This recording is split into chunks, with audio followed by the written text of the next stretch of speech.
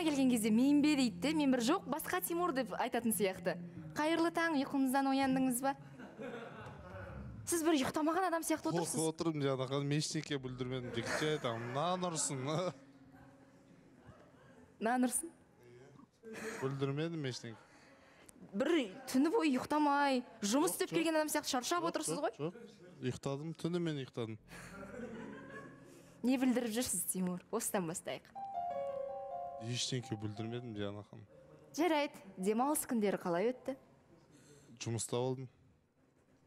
Ол жұмыс сіздің барыңыз ба? Иә. Күшті жұмыс екен. Сіз ол жерде не істейсіз, құпия болмаса? Құпия болмаса, не болды? Біздің официальный открытие болды ғой, 5 күні. Сол Ирина Қайратовна келді, сол. Енді бармендарға қараймын, официанттарға қараймын. Сіз қадағалайсыз ба барлығын? Енді өзім барым болған соң, енді там андай левый движениялар болмасын деген соң қадағалап жүрем сол жердеш. Бар жұмыс аяқталған соң сразу үйге барып ұйықтаймын. Бірден үйге барасыз, болды, жұмысты тыңдырып ұйықтайсыз. Сол аралықта біреуге жазып, біреуді кездесуге шақырып деген сияқты? Жоқ, болмады ондай жанахам.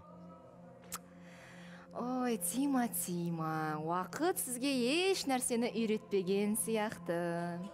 Жанахам болған жоқ, андай серьезно. Қымбатты көрермен, бүгінге осы Тимаға қатысты келген ақпаратты ертең 14:30-да Еуразия 1 арнасында қосылайық жобасында біле аласыздар. Аман сау болыңыздар.